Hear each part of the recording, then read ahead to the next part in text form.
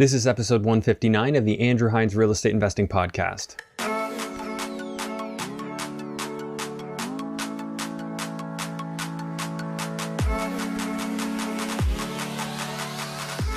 Welcome to episode 159 of the Andrew Hines Real Estate Investing Podcast. Today I have Carstin Hao on the show, and Carstin came on to talk about his relatively aggressive first year being an active real estate investor. And one of the big takeaways from this episode was that there are still ways to get it done in Southern Ontario despite the skyrocketing prices. Now, of course, those prices can save you, but you can also still find fundamental deals. So we go through some of those deals on the podcast. Carstin's focused in Brantford and in Welland. And he brings an interesting perspective to the podcast because he's got a background in sales and he's still working full time in that role. And just the way he handles some of his situations were interesting. And I definitely believe there's a few gold nuggets that you can add to your repertoire when it comes to dealing with tenants and negotiating vacancies. Just a quick reminder before we jump into the episode that if you're new to real estate investing, one of the best things you could do for yourself is to go right back to episode 1 of this podcast and work your way all the way through. We've had so many successful real estate investors come on, share gold nuggets, and real estate's a buffet. So something that might work for me might not work for you. The best way to get a perspective and get a feeling for what it is that you'd like to focus on in real estate is to go through those episodes, in my opinion. And I've heard so much positive feedback from people who have done that. So highly recommended. If you wouldn't mind, please take a moment and rate and review this podcast on Apple Podcast. 5 stars would be greatly appreciated. And if you're watching on YouTube, please hit the like, subscribe, and notification bell and leave a comment. Let us know what you think so the algorithm will pick it up and get it out to more people and hopefully help them as well. Without further ado, let's go ahead and jump into episode 159 with Carstin Hao. Hello and welcome to the Andrew Hines Real Estate Investing Podcast. I have Carstin Hao on the show. Carstin, how you doing? I'm doing amazing. How are you? Good. Thanks for doing this. Yeah, no problem. Pleasure to be on and appreciate you inviting me. Yeah, so I think you had reached out to me a little while back suggesting that you might want to be on the show. I don't recall the exact details, so if you don't mind, maybe just enlighten me as to what you're up to and how you got to that point. Yeah, for sure. So, I've been investing for quite a while. I bought my first, pre-construction condo back in 2013. And didn't really know, what I was missing out on. And I actually started scaling my portfolio this year. And it's been an amazing journey this year. And I think there was one day you posted on Instagram, who wants to be on the podcast? You're looking for guests. So I reached out. Yeah. Nice. Okay. So what have you gotten yourself into since the pre-construction that you started with? Yeah. So when, growing up, my mom always said, when you save money, invest in real estate. I didn't really know why at the time, but that stuck with me. So when I graduated, I actually bought a condo to live in and it went up quite a bit. So I thought, why not invest in one? Because the market was appreciating. And it turns out it wasn't the best investment. Didn't pick the best unit, in the condo. Bought a small bachelor unit. It was hard to rent and didn't really appreciate much, but still made a little bit of money. And then I saved up for a couple of years and actually bought a duplex in North York back in 2018. Mm-hmm. Didn't really know much about refinances or anything like that. So I just basically been collecting equity on it and the mortgage pay down for a good 3 years. And then I stumbled across a couple articles back at the end of 2020, which led to me watching a lot of YouTube videos, also listening to your podcast. And I was like, man, I'm missing out on something, right? So hired a coach at the beginning of this year, Corey McKinnon, and really focused on scaling my portfolio. I picked Brantford as a market that I would focus on. Mm-hmm. We refinanced our duplex in Toronto, pulled the money out, and combined with our HELOC in our primary house, it's really helped fuel the growth for us this year. Okay. So where do you live personally? I live in Toronto, in the Leslieville area. And we've been living here for around 2 years. Yeah. Okay, so you put a HELOC on that. You use that to finance your down payments in Brantford. And what'd you get up to buying in Brantford so far? So we bought a duplex in Brantford. Okay. That was to get our foot in the door. It was like when we bought the deal, we thought it was a single, it wasn't going Okay. to be a full BRRRR, but a good turnkey property, Right. needed minor renovations. And it's because of the market appreciation, it's turned into almost home run. We're in the middle of doing a refinance there. And then we Okay. bought a triplex as well in Brantford. Okay. And then most recently, we purchased also a fourplex in the Niagara region as well, Okay. in Welland. Yeah. So did you have any reservations about going over to Welland when you're already set up in Brantford? And like, what's your team approach been? Who have you had working for you, and how did you work through that? Yeah, great question. Yeah, I mean, we definitely had reservations. I think as a newer investor trying to scale the portfolio, it was good to focus on Brantford and really know the market, understand the numbers, understand how to build the team, how to delegate. But there just wasn't enough deal flow coming across my desk. So after kind of 3 months, and you want to scale, it's just hard to find deals these days. So, that's when I decided to venture out to the Niagara region, and because a lot of investors were going there. So that's why I ventured out there. And once you've built one team, I think it's a lot easier to kind of replicate that in another Yeah. region. So yeah, that's how we kind of went about that decision. Okay. So why don't we unpack Brantford a little bit? So let's start with the first project there, which was a duplex, right? That was what you started with. Yeah. Did you have to renovate that much to do the conversion? Well, you started as a single, right? So you obviously had to finish the basement. So when we bought that, it was already rented with two tenants. It's not a legal duplex, but Okay. we kept it that way, and the rents were low. So I did my first cash for keys conversation with the main floor tenant, and I was able to increase the rent there by around $1,000 a month. You increased it 1,000. Yeah, So so what was it, like $500 or something? it was 1,200, and we were able to get 2,200 for a 3-bed, 1-bath. Yeah. That's awesome.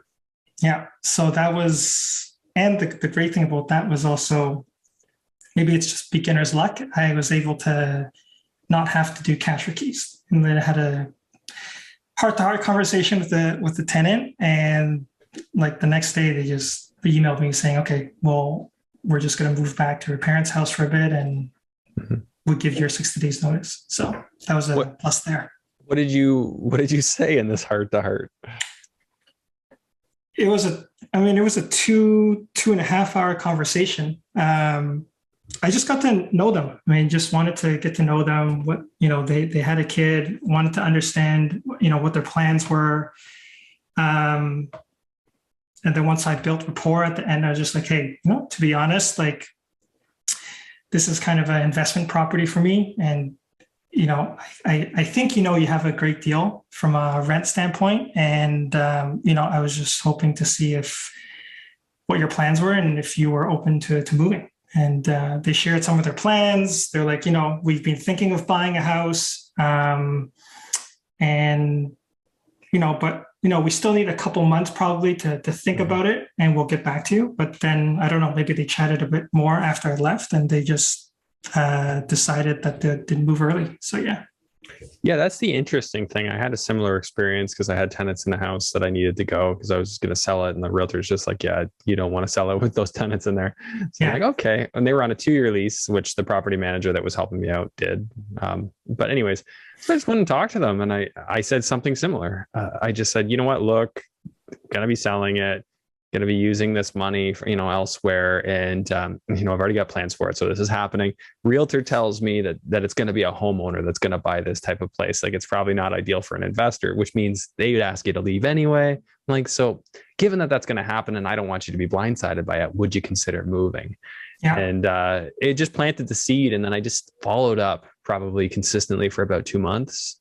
And they eventually just said, okay, yeah, we found a place. We're good. We're going to be moving. And it's funny. Like, I think people maybe jump to the cash for keys a little too quickly sometimes. Like some of these people, if they realize that you want them to go, like they just be like, well, that's fair. It is his, you know, he does own it. So it's kind of his choice if he doesn't want us to rent here anymore. For sure. And I mean, I think that's kind of social media playing into it as well, right? Everyone's talking about cash for keys. So I think automatically people are thinking, you know, you need to pay for people to leave. And, you know, it's not always the case, but gotta just start talking to people. Yeah. Well, it's people and people. And I think sometimes, you know, there are people out there that forget that, you know, you're really just dealing with other people on the other end and they have their own motivations. And it sounds like you did the right thing. You just kind of got to know them and, you know, got to understand them before just, you know, saying, I want you to go. So they didn't think you were like a bad guy or anything. Right. Yeah. Oh, that's for sure. Yeah. What's your business? What are you in as an active business? I still work 9 to 5. So I'm actually a sales director at a software company. So yeah, I've been doing that for 13 years. And yeah, it's been a great journey there as well. Still enjoying my job. Yeah. I was going to say, are you in sales? I just let you answer it. It just seemed like your approach to that. You got to be in sales. That's good, man. I really like the way you approach that. Okay. So you got the rent way up on that first one. And then what about the basement? Did you turn that over too? I just let that be. Again, I was lucky. Actually, both tenants were great tenants. So yeah, I just let that one stay as is. Just because, yeah, the cash flow was good enough. They were good tenants. So for now, I just let it be. Yeah. So what's the lower unit making? That was low. It's $975 for one bed, and it's all inclusive. Okay. All inclusive. Okay. And what'd you purchase this place for? For $490. It was actually a wholesale deal. It's actually funny. I actually on my first coaching call, Corey was like, this deal looks pretty good. I just saw it come across my email. Still didn't really know how to run numbers and whatnot. But Corey's like, yeah, this is a decent deal. It's a single. It gets you in the game. And, I just went for it. Nice. Yeah. Okay. And are you going to be putting any renovations into it or not really? We did. On the main floor, we put new flooring on the second floor. Okay. It was carpet. So we changed that out, put a fresh coat of paint on. In the front of the house, some of the exterior,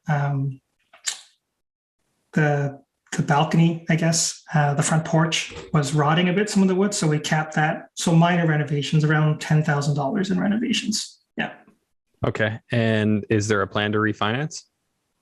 There is. Yeah. I think conservatively we can get a $600,000 appraisal, but I've seen some sold comparables and some have sold for $650,000. So we are in the process of trying to pull some money out. I wasn't planning to at the beginning, but might as well with the market. It might as well. I mean, as long as it doesn't put you into too much of a cash negative.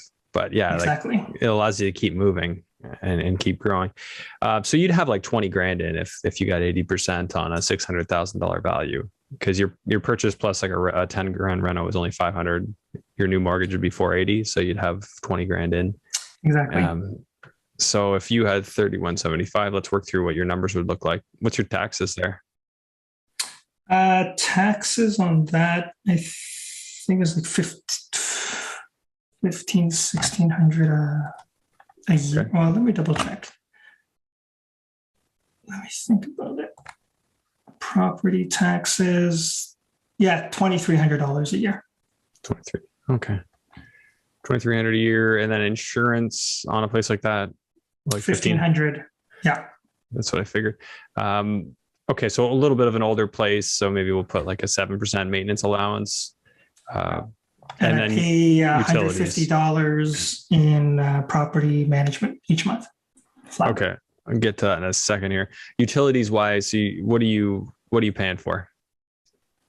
I pay for 30% of the utilities right now. So it's It's around probably, yeah, $1,500. $1,500 a year? Yeah. Okay. And you said management, you're paying $150 a month? Yeah. And then anything for landscaping or snow removal? No, I got the tenants to take that on. Okay. All right. So at your new value, if you get 600, you'd be about a 4.6 cap, 80%. So that'd be $480,000, 30-year AM. What do you figure your interest rate might be if we were to do this? Low twos, right? Probably low twos. Okay. So I got a 2.2 here. So yeah, I mean, you'd be like $500 cash flow in that scenario. So there's room to pull almost all your money out, have positive cash flow. That's awesome. Like I'd, take that kind of deal all day long, and you didn't have to do much in terms of reno. Now, of course, you bought it wholesale. Like, what do you think it was worth at the time after your 10 grand reno? If you did that immediately, like what would it have been worth right then? Similar number? 540, 550. Okay. So buying wholesale, you got yourself maybe 30 or 40 off. Yeah.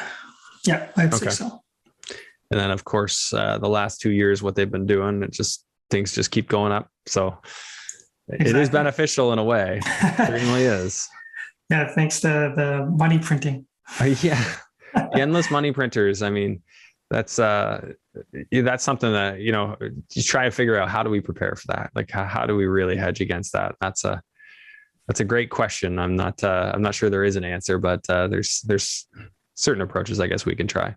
I think buying a lot of real estate and holding on to it and having some ample cash flow in there is going to be a good start. For sure. All right. So then you did a triplex. What did your triplex deal look like? Yeah. So the triplex, we got it at 535. Okay. It was on the MLS. And this is probably one of the mistakes of the year, when you're trying to scale up, you make some mistakes, I feel. The numbers on this deal is still, I think, going to turn out okay. But, there has been a lot of headaches with this triplex for sure. Yeah. Tell me about it. Yeah. We inherited, not so good tenants. So that was a headache and stressful, I would say, to kind of turn them over. So it took 4 or 5 months to actually turn these tenants around and get them out. So I got very lucky. My property manager has been great in terms of helping me do that. We're kind of in the last leg of the renovations, but we're renovating the biggest unit right now. And we've found out now there's some asbestos issues, just like a lot of headache, for what it is. But hey, it's good learning experience for sure. Yeah, those lessons stick with you. Yes, for sure. What do you figure you'll get into for total reno?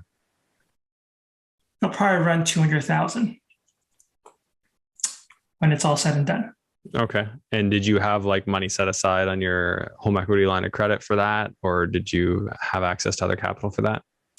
Yeah, I ballparked 150,000 on the buy.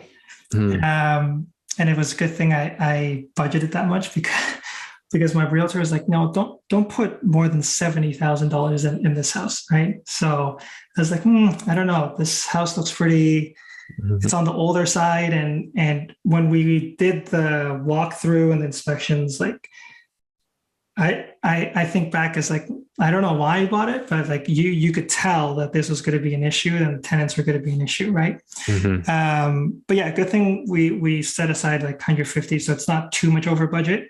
And it's also a good thing that, we did some refinances at the beginning of the year. So we do have some reserves as well. How are the bones of the house? Bones are good. It's a brick home. It's a big property. It's a big lot. It's a corner lot. But then again, it's a really old house. So bones are good, but there's still going to be issues, right? Yeah, like what's the square footage of the total thing? It's like at least 3,000 square feet. 3,000. Sounds like a nice property. And then how big's the lot? The lot is, it's probably 40 by 40 at least. Yeah, it's a big corner lot. Oh, it must be bigger than that. 40 front by probably 150. Oh, okay. Yeah. So yeah. So can you drive out? Like, does your driveway connect to both streets? Yeah, there's two driveways. Like there's one on the facing the main street and then one facing the side. So yeah. That's handy, especially for multiplexes. Gets you lots of parking. Yeah, it could be a selling feature for rent. Absolutely. So does every unit have parking there? All three? Yeah, every unit has parking and every unit has a separate entrance. So, I mean, we did change the renovation plans. At first, we were going to keep it as a bachelor unit on one of the units, but we actually just gutted it and actually turned it into one bedroom. Okay. So hopefully that will, definitely increase some value and some rental income. And then we have a 2-bedroom in there as well. And then kind of like a 3-bedroom plus den on in the biggest unit. Oh, okay. So that's spacious. Spacious, but lots to renovate as well. The bigger the space, the more the rental money. So what are your thoughts on that for Brantford? Like, are you doing something really nice? Is there a demographic there that wants something really nice? Like my buddy lives in Brantford and he's just like, yeah, it'll just never be anything else. And I'm like, well, people probably said that about East Hamilton, but that's turned into something. So is it a similar story for Brantford? What are your thoughts? Yeah, I mean, I definitely think the city's still gentrifying. It's definitely behind Hamilton, I would say, a couple of years. But that was also one of the reasons why I picked Brantford, because the neighboring cities like Hamilton, they've boomed a lot. Kitchener-Waterloo area has boomed a lot, and it seems like Brantford's the one that hasn't gone up as much. So that was another reason why I picked that market at the beginning of the year. But your tenant profile is going to be a bit more challenging, especially if you're south of the city. I mean, northern Brantford is well known for the nice neighborhoods, but if you're not in that area, then yeah, you're not gonna want to go all out on your renos, I would say.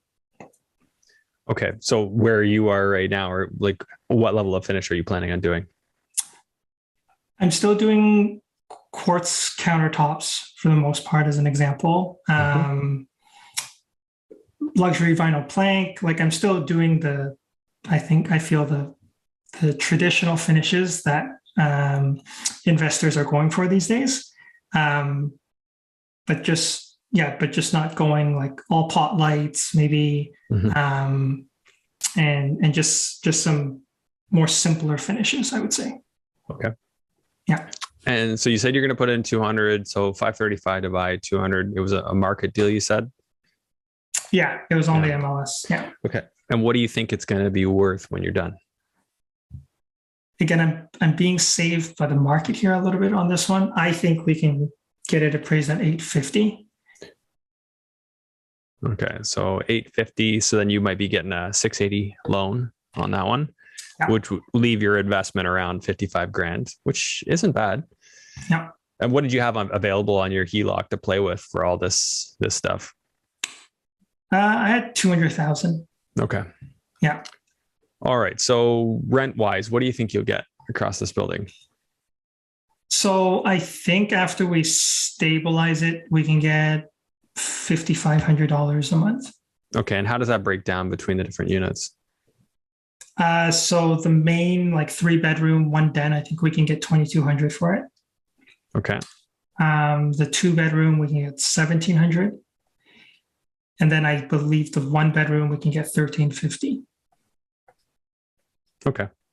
Yeah. So that's about 5,250. So you want me to run with that number? Yeah, there's a garage there as well that we're renting for $300 a month.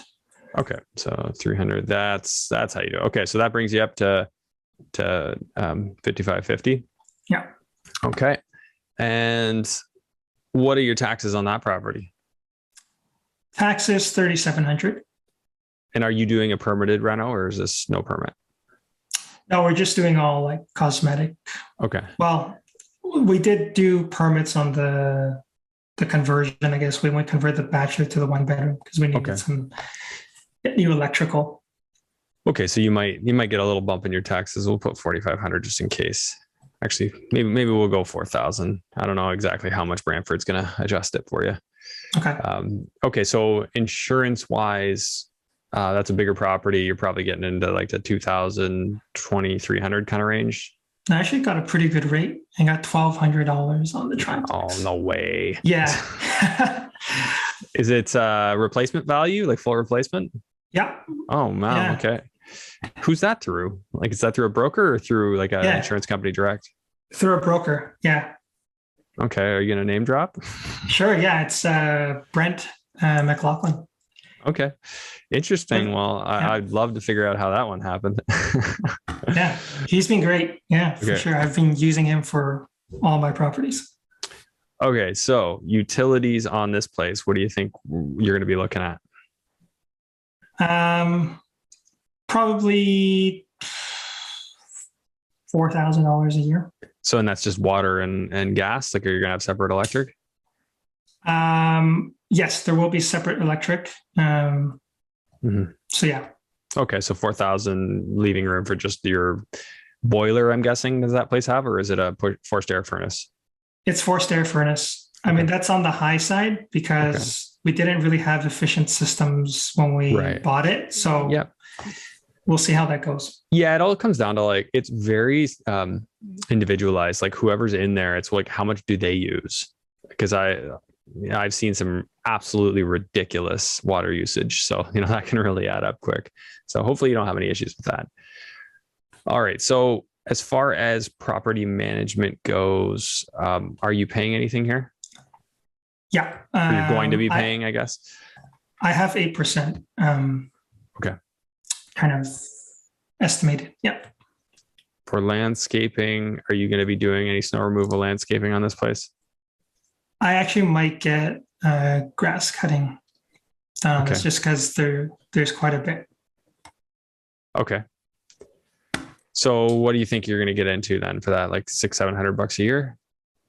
Yeah, I think that's a good number. And tenants aren't expecting you to do any snow removal? No, I think I'm going to get the tenants to do that. Okay. Yeah, I'll just put 800 just in case it's a little touch higher. Yeah. Okay. So you said 850 is what you were thinking valuation wise. So again, if we go with the 2.2 again, that works out to a 2,570 mortgage payment. You'd be cash flowing $1,260 a month. Man, those numbers don't sound bad at all. They're not bad. Yeah. I mean, the rent in Brantford is pretty decent. So yeah, it's definitely pretty good numbers. Yeah. Your cash on cash return there. Let's see here. I just want to oh yeah, you're like 21% cash on cash return. Yeah.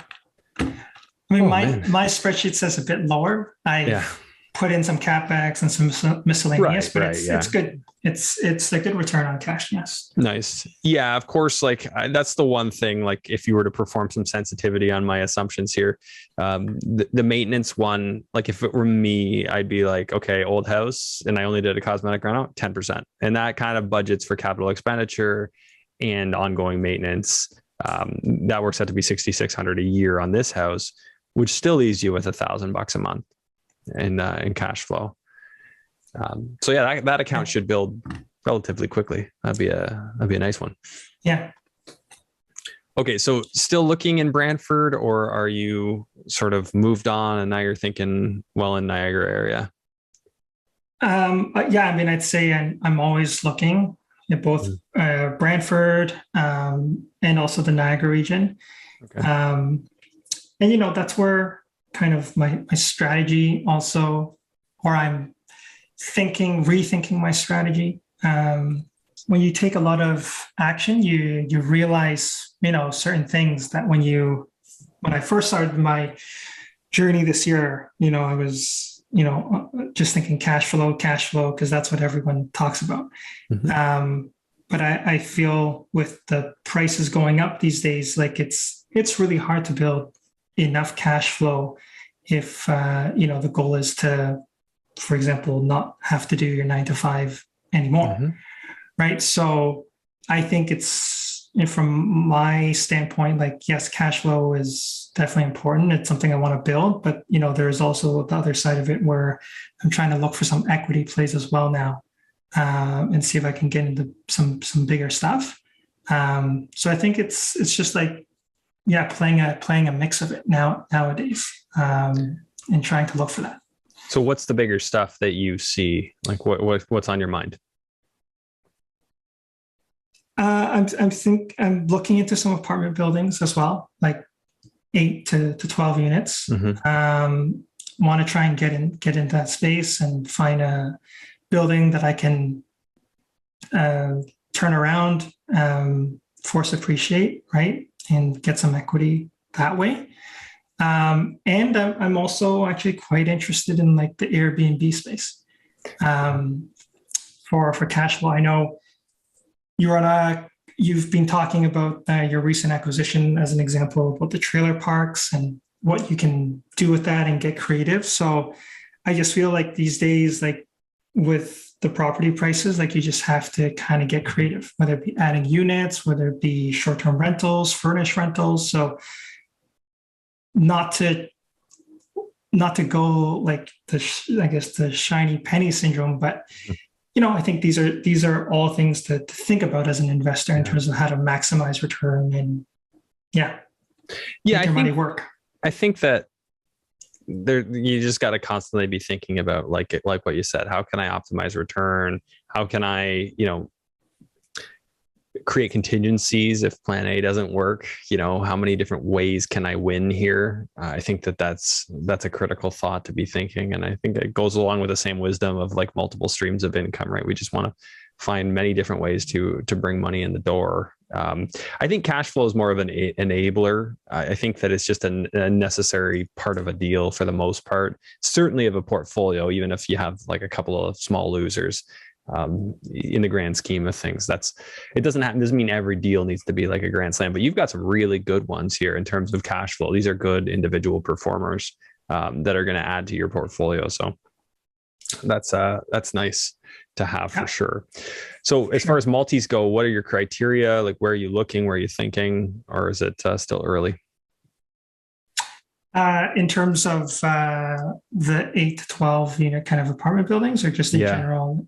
8 to 12, or anything you're thinking about buying. But yeah, you said you were thinking multis. So yeah, I mean, I think it comes down always to the numbers. The numbers don't lie, right? So I think if there's there's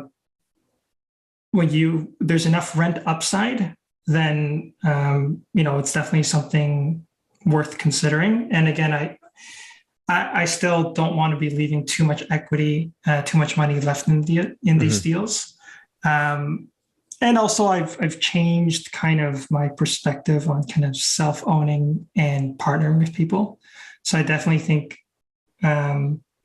these days with getting into the apartment space, or even I guess commercial residential, it makes sense to kind of have money partners, or have partners that you can learn from and lean off of, to take these buildings down, right? So yeah, I think I'm looking for rent upside, and I'm looking for also properties that aren't too old. I've ran into that issue with the triplex. So I mean, I think there's a lot of aspects that go into it, but at the end of the day, like, location is important.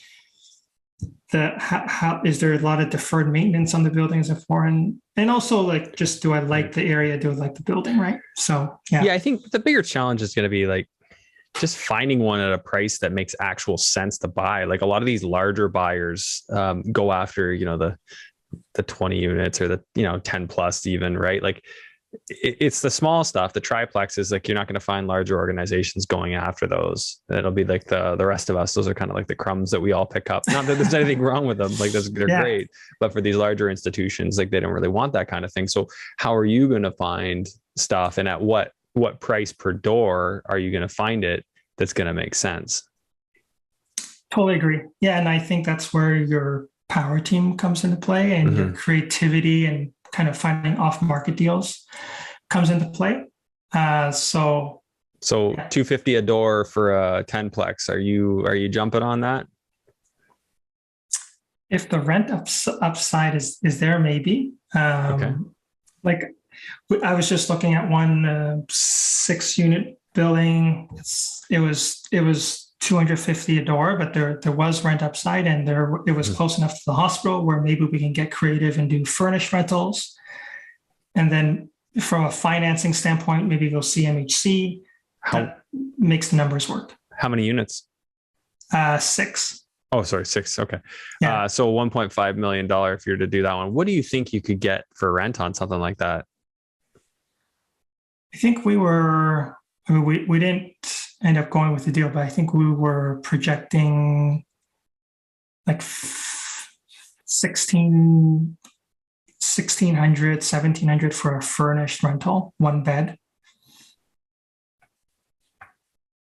Yeah, it was on the Hamilton Mountain. On Hamilton Mountain, so 10,600 in rent. So let's see. Certainly not 1% rule, but it's certainly not terrible. Yeah, you'd be at like 0.68%. No, that would cash flow, or it should at least a bit. Yeah. But it wouldn't be magnificent. Did your numbers show that it would be more of a break even, or just a slight cash flow? Slight cash flow. And yeah, well, if we went CMHC, that's where yeah.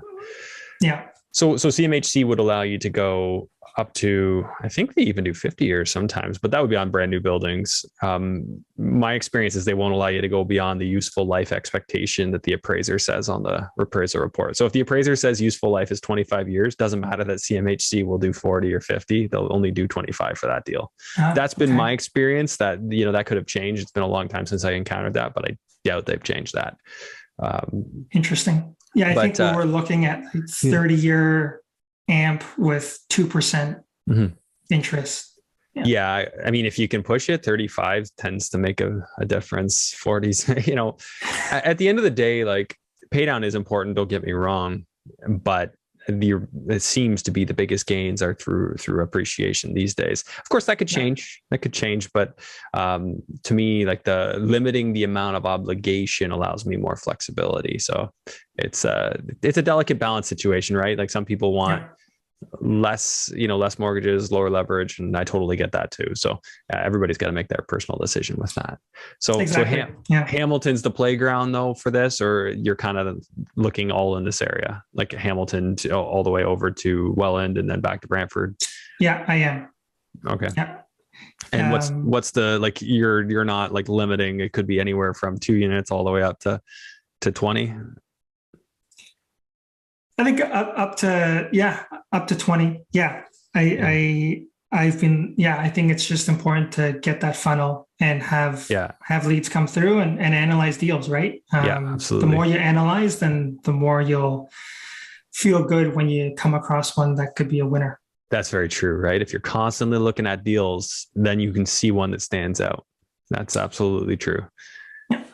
You'll never know how to spot them unless you're looking. So that's good. Exactly. Yeah. Okay, so that's next on your radar. And then you said you have one in Welland. What's the property in Welland? That one is a 4-plex.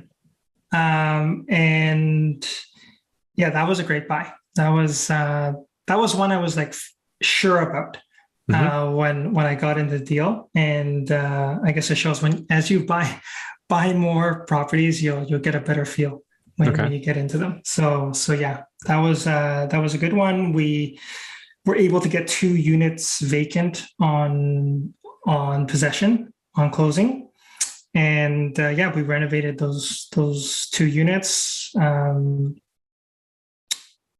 Cosmetic renos, did flooring, paint. We didn't need to do a new kitchen, but we did new bathroom. We put in suite laundry. We also put in central air conditioning for those 2 units. And so that's what we did for those 2 units. What I liked about this building was everything except for water was essentially separately metered. So gas was separately metered, and also the hydro. Very nice. And what did you buy this place for? We bought it for 680, Okay. and we closed on that back in, I believe, September. And what do you figure you'll be in for reno on that? 55,000. Okay, so you'll be in for about 735. Is this, how far along in the process are you now? We finished it. Yeah. Oh, it's all done. Okay. Yeah, we did the renos in like a month and a half. Yeah. And then we went for the refinance right away. So we actually got back 886,000 for the reappraisal. 886. Wow. Yeah. Oh, you're moving quick. Okay, so that's your net investment of about 26 grand. So all these properties you're in for very minimal by the time you're done. So you're getting that capital back to work again. Okay, very cool. And that one, what's your rents on that one? We're still in the process of getting these rented, but the conservative, I guess, projected rents would be 5350 for the month. Okay. All 2 bedrooms. 50. Yeah, so you'd be in a similar cash flow ballpark to that last one we ran, wouldn't you? Yeah. Okay. Very similar. Yeah. Okay. How are you dealing with the teams here? Like, did you find a contractor? Are you finding your own subcontractors? What's your experience been there? Yeah. So when I first was looking for contractors in Brantford, like I actually but I interviewed and got quotes from quite a few. And I think this is where, like, as a new investor, just being resourceful is important. Like, I talked to different investors. They referred me, again, 3 contractors that actually went to go get me a quote. And I just still didn't feel right about these quotes and feel like I could have a good working relationship. So I went on Google and, just started calling more contractors, and, thankfully, I found one that I feel like I could work really well with. They actually showed me some of their projects in Brantford, and and I went with them, and I've been super lucky with this contractor. They've basically helped me do all my renos this year. And they were, because I built that relationship, they were willing actually to travel all the way out to Welland to help me with the fourplex as well. I was going to ask you about that. Yeah, that's a makeable drive. So that's really cool that you were able to do that. And it just goes to show, like, if you're determined, you will find an answer. People overcomplicate some of this stuff. Like, it's just hard work. That's all it is. There's no rocket science to it. It's just keep asking until you feel right about it. Keep calling. I totally agree. Yeah. Real estate is definitely like a contact sport, right? Yeah. So even when it comes to finding properties, it's, just hit the phones, call people up. If you're determined, you figure it out. That's it. That's all it is to it. It's not more complicated than that. Yeah. All right. So, Carstin, where do people follow you, find you if they want to? Yeah. Best way, I think, is on Instagram. It's just Carstin Hao, all one word. It's probably the easiest way to find me. Awesome. Okay. So I'll share that in the show notes. And any parting wisdom before we wrap up? Yeah. I mean, I think just be determined and take action. I know as newer investors, we always hear that, but there's no book, no podcast, I don't think, that will solve all your problems, right? I just say jump in, and yes, problems will come up, issues will come up, but if you're determined to find success, there's always people out there to help you and support you. And just enjoy the journey, I'd say, as well. Like, this stuff has to be enjoyable, and it will turn out well. Sounds good. Thanks, Carstin. I appreciate that. And I definitely agree with you. You got to enjoy yourself as you're going, for sure. That's a key element of it. And unless you throw yourself into it, you won't know. So exactly. All right. Very good. I appreciate you coming on today. It was nice to meet you. I know I'd seen your name floating around a little bit on Instagram there. So it's nice to put a face to it. Awesome. Yeah, appreciate the time, Andrew. Thanks for tuning in to today's episode. Please make sure to share this episode far and wide. Help it help more people. I really appreciate you tuning in. I'll see you on the next one.